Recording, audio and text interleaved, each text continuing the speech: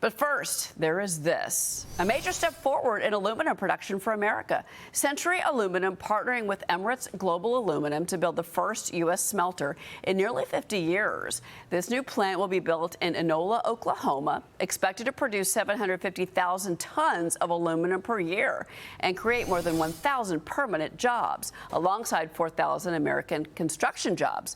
Roughly 85% of America's aluminum needs are currently met by foreign imports. Century Aluminum up nearly 130% in 1 year. There is the stock. EJA will own 60% of the venture, and Century Aluminum the remaining 40%. Joining me now, the man behind it all, Century Aluminum CEO Jesse Gary. Jesse, congratulations. Major achievement for you. Tell us about this smelter technology that's going to be used at this new facility. Thanks, Cheryl. Really glad to be here with you today. We're super excited to be joining with EJA to make this announcement. To build what will be one of the most cutting-edge smelters in the world using EJA's new EX technology. The new smelter will produce over 750,000 tons, which, just to give you a sense of how big that is, will more than double total U.S. production today. You have a $500 million grant from the Department of Energy. Does that play into your plans and how you're going to be doing this expansion? Yeah, that grant is going to underlie the total investment, so will be contributed right down to help build this new smelter, and then EJA and we will continue to invest. So this investment will be the single largest investment ever in the aluminum space in the United States. So you're doubling aluminum production. I mean, aluminum needed for everything, and obviously to get us away from our dependence on foreign countries, in particular China. Now, does this, with the steel and aluminum tariffs that were put in place, did that actually help accelerate your plans? Absolutely. Before President Trump came into office in his first term, the aluminum industry in the United States was on its knees. We'd gone from 30 smelters in this country down to just 4.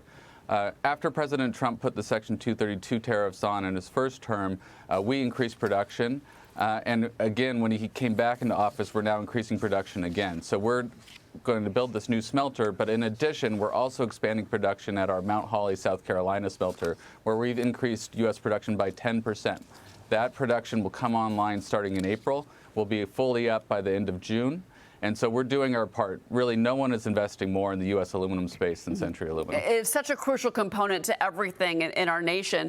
It powers everything. It's in everything. I want to bring in Ashley Davis. You know, Ashley, because President Trump is going to be going to Iowa today, and the topic is going to be his energy policy. This is something that the president could bring up today that is another win for the administration, bringing this production back to the United States.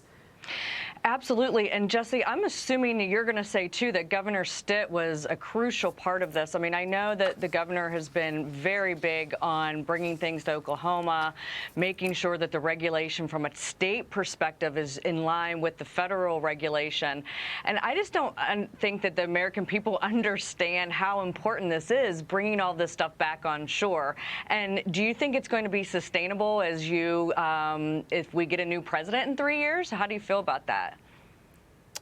Absolutely. So, first of all, Governor Stitt has been involved since the very beginning, and we really couldn't ask for a better partner than the great state of Oklahoma. So we're super excited to be bringing the smelter to Oklahoma, and what we expect is this will actually create a new aluminum cluster outside of Tulsa where we're building the smelter. More businesses are going to come to us and build alongside of us, and we're going to see thousands and thousands of jobs come to Oklahoma.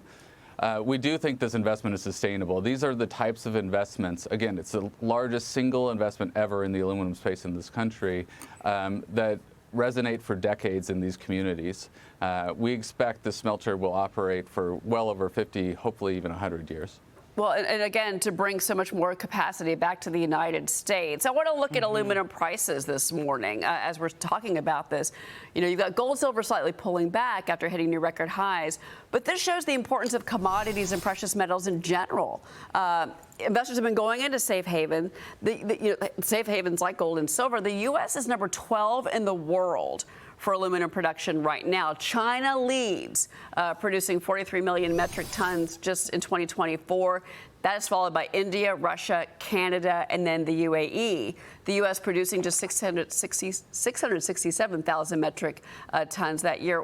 Why are aluminum and other precious metals so important? In particular, in this race against China? Because I think a lot of our viewers probably have a hard time understanding why we let ourselves get so behind in aluminum production in this nation. For so many years, this has been going on for decades. Well, the question of why that happened is really a sad one. But truly, aluminum is a big part of every aspect of American life.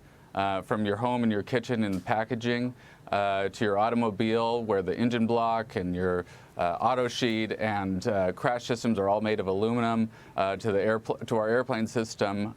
It truly is everywhere.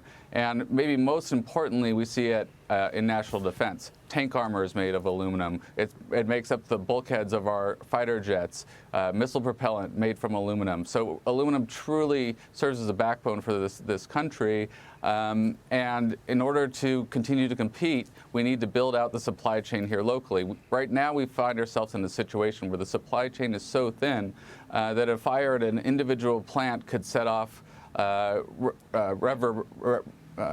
implications for the entire supply chain, where you lose production well down into the system, into consumer products, et cetera. Yeah. Well, Jesse Gary, certainly, again, congratulations on this announcement and bringing this important metal back to the United States. And Oklahoma is a great state to do it. Jesse Gary, thank you, sir, for being here. Thanks so much for having me. All right.